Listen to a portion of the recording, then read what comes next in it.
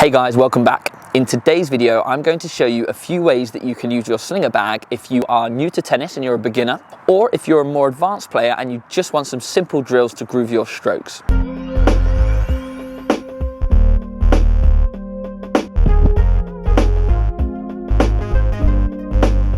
Welcome back. My name is Ashley Neves and I run the Tennis Mentor YouTube and Instagram accounts, giving tennis players, tennis parents and tennis coaches tips and advice to help you to get the most out of the sport. I also make lots of videos using my slinger bag, so if you've got a slinger bag or if thinking of getting one, consider subscribing to the channel to see some of my other videos of me using the slinger bag. Now, the first thing to consider if you're new to tennis or you're a beginner is the type of settings that you want to be using on the slinger bag.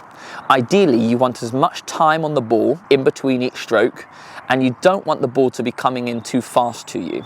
So you'll notice here, the settings that I'm using, I've got the speed all the way down to the slowest, and the feed setting is somewhere around the middle, giving you time to hit each stroke. For the first couple of exercises, I'm going to have the slinger bag positioned right up close to the net, and I'm going to be stood just behind the service line. This gives me a chance to hit my shots nice and slowly to gain control. And once I gain confidence and consistency from the service line, we can then progress back towards the baseline. So let's take a look at me hitting forehands and backhands from the service line. So first of all, as you can see, I've got the machine in the center of the court at the net. And I've just shifted my body to the side so that the ball's coming into my forehand. And my main focus when getting into it is to make sure that as soon as the ball leaves the machine, my racket goes back. So we're focusing on a nice early preparation so that I've got lots of time on the ball. As I said before, we've got the feed on the slowest setting and we've got the feed at a medium interval, giving me enough time in between each shot, but not so that I'm standing around waiting for the ball to come out. I've got the angle of the machine about 20 degrees, which gives me nice height and a bit of time to hit the ball after the bounce. So really focus on getting that racket back nice and early so that when the ball bounces, your racket's already prepared. You'll see here that all I'm doing is just gently controlling the ball over the net, and my target is just to get all of my shots into the court. So that's me doing this drill with the forehand. For backhands, I'm just going to shift my body over to the other side and practice the same thing. So racket back early, as soon as the ball leaves the machine, straight away, so you've got time to hit the shot. You can do this whether you've got a two-handed backhand or a single-handed backhand, but both of them just focus on that early preparation, so you've got time on the ball. Once you feel confident and you're able to prepare your racket nice and early, and you're getting your shots over the net and in the court consistently, then you can move back to the baseline. So all I've done here is I've set up the machine with exactly the same settings, but the machine is now just inside the service box and I'm stood just behind the baseline. And we're going to have the same focus of getting your racket back as soon as the ball leaves the machine so that you've got time to hit the shot. Make sure, just like me, you're trying to be on your toes in between each hit. We don't want to be too static. That will allow you to get into a good position to hit each shot. Now that we are from the baseline, we're going to have to hit the ball a little bit further.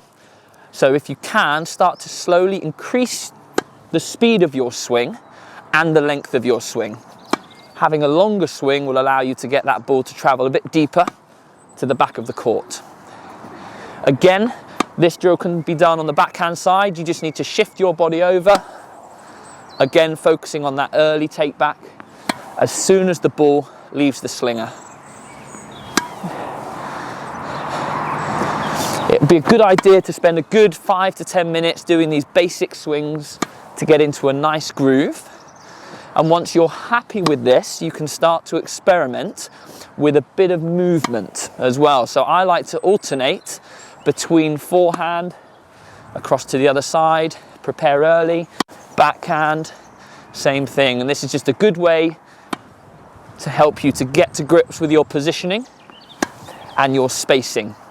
You don't want to be too close to the ball when you hit it, so try to make sure that you're moving your feet in between every shot.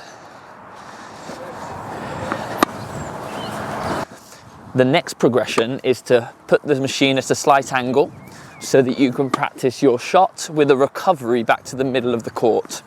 So I haven't changed the settings at all. All I've done is I've turned the machine to point to my forehand side, and I'm making an effort to get back to the middle after every shot.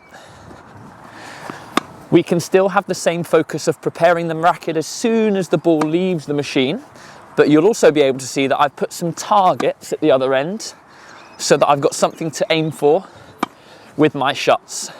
And maybe set yourself a target of hitting 10 shots. There we go, I've just hit the cone down, that was a beauty.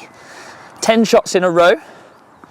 Let's pretend that's number 9, number 10, and then I might choose to go down the line. So still with the same footwork, but trying to hit my shot to the other set of targets. Oh, there we go.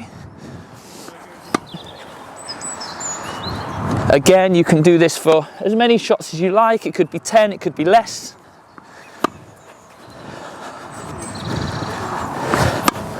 You can probably hear I'm getting out of breath here, so it's a really good workout, especially if you introduce the movement.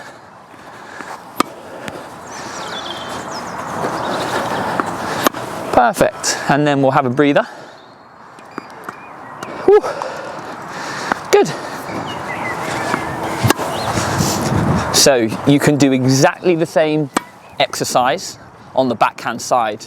Again, I've just changed the angle of the ball machine so that it feeds the ball out to my backhand side, forcing me to move to the shot and recover to the middle. You'll notice my focus is still on an early preparation so that my racket's back before the ball bounces, giving me lots of time to execute the shot. Again, you can aim towards the targets. I'm going cross court on these ones. The targets can go anywhere on the court. I like to put them about 3/4 of the way back so that I can practice hitting to a good length. After you've done your set cross court, you can change to go down the line with the same focus of getting that racket back early. Doesn't need to be powerful, just controlling that ball over and in. So there you go, they were just a few simple drills that you can use whether you're a beginner or an advanced player that just wants to groove your strokes. It's very simple exercises, all of the settings are set the same. When you're thinking about the settings, cater them to your needs. If you feel like you're rushed on your shots, all you need to do is either slow the speed of the shot down or change the feed setting. The settings that I used with the slowest speed and the medium feed setting are a great place to start. If you want a bit more of a workout, all you need to do is turn your machine slightly more to the side so that you have to move to your shot and recover back to the middle. However, to groove your strokes and to focus on something technical in your game, just focus on getting that racket back early so you have lots of time to practice your swing. You'll notice I wasn't hitting the ball very hard at all, and that was because I was focusing on my early preparation and getting a good clean contact on the middle of the strings. So if you've recently got a Slingerbag, these drills are a perfect place to start. But if you'd like to see more advanced drills, I'm going to be making a version of this video for intermediates and advanced players, but also I've got a library of videos on my YouTube channel that you can head over to see right away. I hope you enjoyed the video. Let me know what you thought in the comments below. If you have a Slingerbag, let me know how you're getting on with it, and I hope to see you next time. Take care.